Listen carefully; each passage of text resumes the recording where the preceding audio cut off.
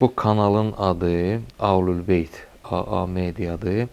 Ahlul-Beyt soruşurlar ki, niyə görə Əhl-i-Beyt yox, Ahlul-Beyt? Hətta bəziləri deyirlər ki, səhv yazılıb ad, Ahlul-Beyt yazılıb. İstəyərdim ona elə qısa şəkildə açıqlama da deyək ki, yəni söz əslində nə deməkdir? Bir Əhl-i-Beyt var, bir də Ahlul-Beyt var.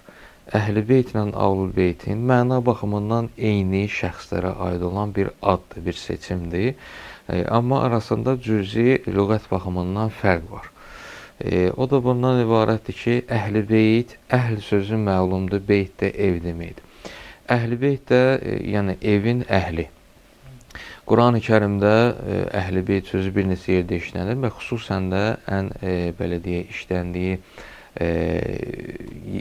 ayə Əhzab surəsinin 33-cü ayəsinin sonudur.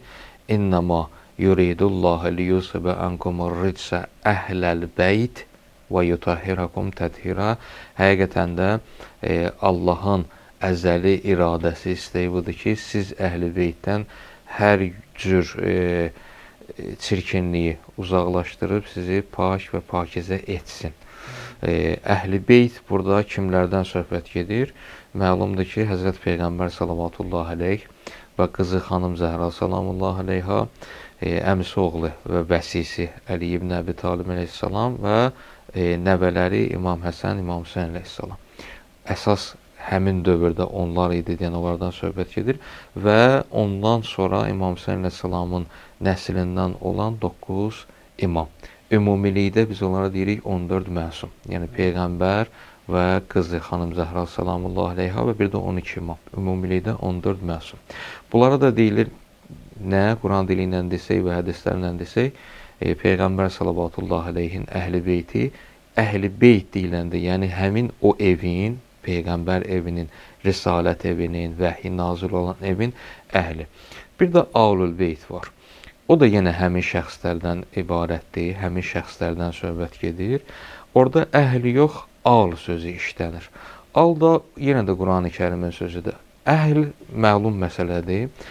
Al isə ailə deməkdir. Məsələn, Allahümmə salli əla Muhamməd və ali Muhamməd. İlahi salam və salavat göndər Peyğəmbərə və ali Muhamməd, yəni həm də Peyğəmbərin ailəsində. Quran-ı Kərimdə də işlənir. Məsələn, hətta surə adı var bu barədə, Ali İmran, İmranın ailəsi və yaxud Alə İbrahim, İbrahimin ailəsi. Ahlul-Beyt deyəndə də Ahlul-Beyt, yəni həmin o evin, risalətin mədəni olan, nübüvvətin mədəni olan, vəhyin nazil olduğu evin, yəni Peyğəmbər evinin ailəsi, yəni kimlər? 14 məsum. Bu da Ahlul-Beyt, yəni bu mənada. Hər ikisi 14 məsumun barəsindədir. Ki, bu elə verilən suala, soruşulan suala bir cavabdır.